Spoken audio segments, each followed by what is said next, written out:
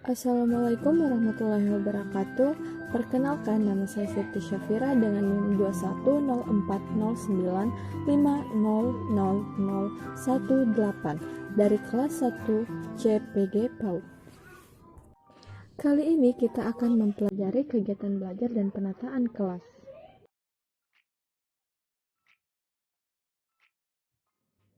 Yang pertama adalah materi dan kegiatan belajar. Terdapat 5 materi belajar yang diperlukan anak usia dini untuk mengembangkan pengetahuan, sikap, perilaku, dan nilai. 5 materi belajar yang diperlukan yaitu matematika, sains, bahasa, ilmu sosial, dan seni. Baiklah, kita masuk pada materi yang pertama yaitu matematika. Pembelajaran matematika dilaksanakan berdasarkan prinsip-prinsip pembelajaran. Ada 4 prinsip pembelajaran matematika yang perlu diperhatikan, yaitu 1. Pengalaman langsung, 2. Interaksi dengan orang yang lain, ketiga penggunaan bahasa, dan yang keempat adalah refleksi. Selanjutnya kita masuk kepada materi pembelajaran yang kedua yaitu sains. Pembelajaran sains untuk anak usia dini yang terinternalisasi dalam diri pada setiap individu mencakup 4 aspek perkembangan dalam proses pembelajaran yaitu pengetahuan, kemampuan, perilaku, dan pemahaman nilai-nilai. Pendidik perlu mengajak anak untuk melakukan proses mengamati dan menduga sebagai proses berpikir ilmiah. Proses berpikir ilmiah dilakukan untuk meningkatkan dan menumbuhkan kesadaran lingkungan dan keterampilan berpikir ilmiah hingga mencapai keterampilan berpikir tingkat tinggi. Proses berpikir ilmiah distimulasi melalui proses pengamatan, pengelompokan, pengukuran, menyimpulkan, perkiraan, penyelidikan, dan pemecahan masalah. Selanjutnya kita masuk kepada materi pembelajaran yang ketiga adalah bahasa. Sehubung dengan kemampuan bahasa anak tersebut ada 6 komponen keaksaraan bagi anak usia dini yang harus kita kembangkan, yaitu pertama, peningkatan kosakata dan bahasa, kedua, kesadaran bunyi, ketiga, huruf dan kata, keempat, pemahaman, kelima, pemahaman teks dan isi buku, dan yang keenam adalah keaksaraan sebagai sumber menyenangkan. Selanjutnya kita masuk ke materi yang kedua yaitu beberapa contoh kegiatan belajar. Guru PAUD perlu merancang pembelajaran dalam bentuk kegiatan bermain. Berikut adalah beberapa rentang kebutuhan jenis kegiatan bermain yang dapat digunakan untuk memudahkan guru merancang program dan kegiatan bermain. Berikut beberapa jenis kegiatan bermain yang dapat kita lakukan. Pertama, bermain sensoris.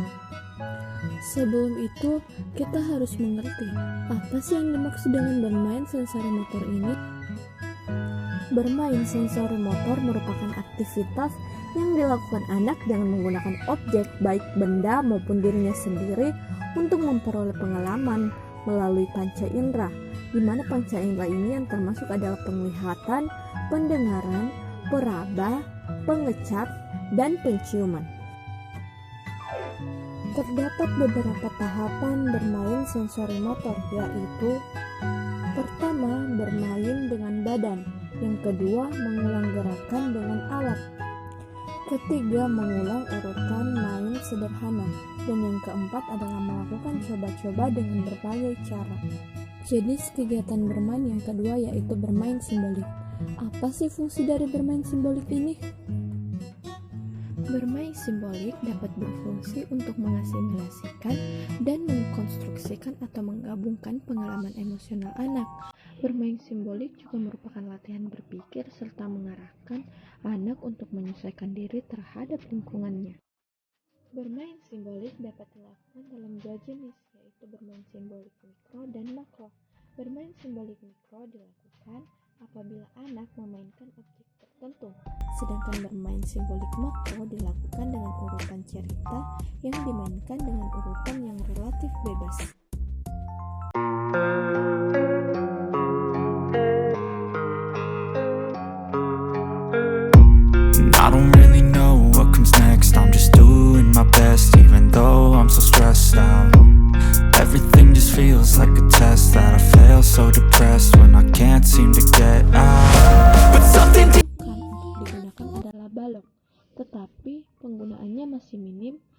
keterbatasan lembaga penyediaan balok. Nah, itu tadi beberapa penjelasan dari kegiatan bermain yang dapat kita lakukan. Selanjutnya kita masuk kepada materi penataan kelas. Dalam konsep pembelajaran, apa sih yang dimaksud dengan kelas? Kelas adalah tempat, situasi, dan suasana yang terjadi dalam pembelajaran. Kelas pembelajaran untuk anak usia dini dikenal sebagai lingkungan bermain anak. Tetapi yang perlu dipahami adalah bahwa anak adalah makhluk holistik yang berkembang dan pembelajarannya dipengaruhi kondisi fisik anak dan interaksi anak dengan dunia fisik dan orang lain atau pandangan konstruktivis. Dalam penataan kelas terdapat 4 elemen pedagogi lingkungan dan keterkaitannya, yaitu yang pertama, keindahan, yang kedua, kasih sayang, yang ketiga, perhatian, dan yang keempat adalah ketiganya saling terkait. Penataan lingkungan bermain sangat bergantung pada karakteristik dan kebutuhan perkembangan. Semua elemen penataan lingkungan, yaitu ruangan, bahan, peralatan, dipengaruhi oleh karakteristik dan kebutuhan perkembangan anak. Selain dari elemen penataan lingkungan, penting dipertimbangkan aspek keamanan dan kenyamanan anak selama kegiatan belajar berlangsung. Penataan lingkungan bermain perlu memenuhi prinsip-prinsip pengembangan lingkungan. Prinsip-prinsip pengembangan lingkungan bermain terdiri atas keserasian, keindahan, keseimbangan, tata artistik, keamanan, dan kesatu paduan.